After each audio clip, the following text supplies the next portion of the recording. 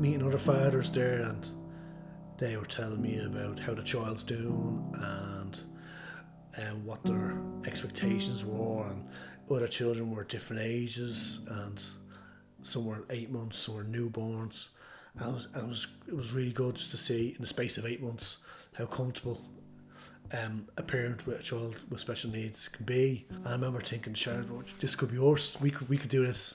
It gave me real hope that things would be okay. Members of staff of the Down Syndrome Centre get up and talk about what they do and who they are. And the great thing about it is a lot of the women and men that work there have children with special needs. And it's a real comfort to know, or it gives extra value to know that the people that are giving you advice have been there and they can back it up by real experience. The one that stands out really for me was Trina. I remember she got up and talked about her situation. Trina is she's the leader of the 21 Tots, which helps get kids ready from the age of 6 months up until they start school. And there's kids make progress all the way through at their own pace, and it's a real family setup.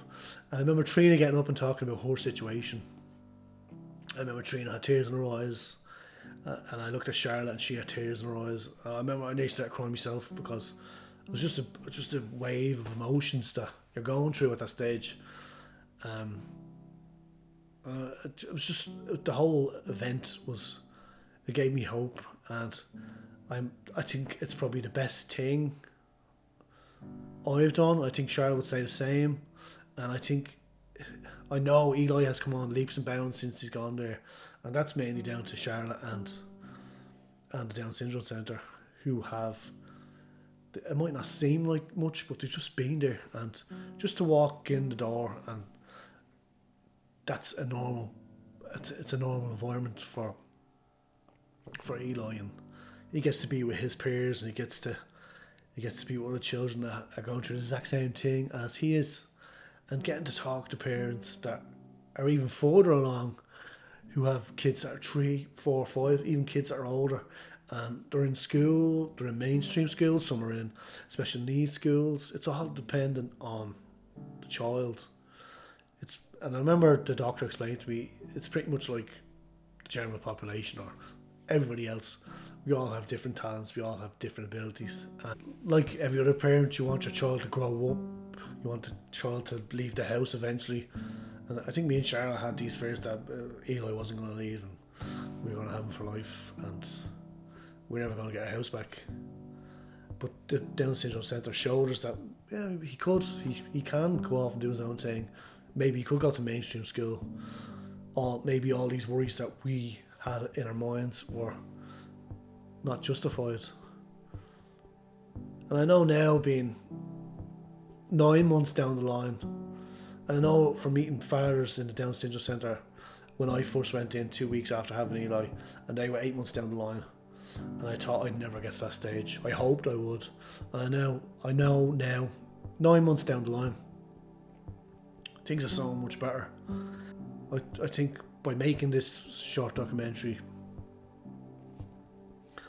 I'd hope to get just fathers involved, and hopefully they'll talk to each other about what they're going through, how they felt, what experiences they can share with other fathers that have come through it. Like, I'm not going to be the last man or parent that has a child that has special needs or a child with Down syndrome, so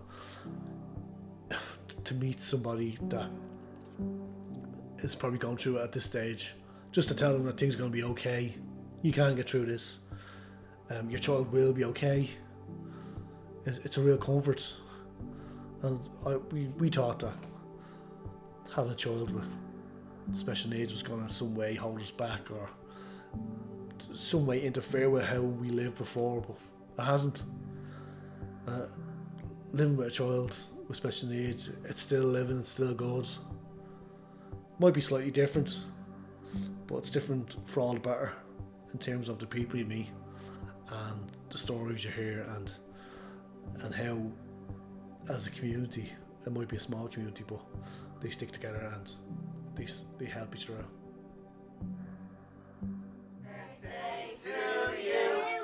Happy birthday, dear Molly and Eli. Happy birthday to you. Hey! Don't count us out, Archie. Don't count us out, Ken. Hey! Well done.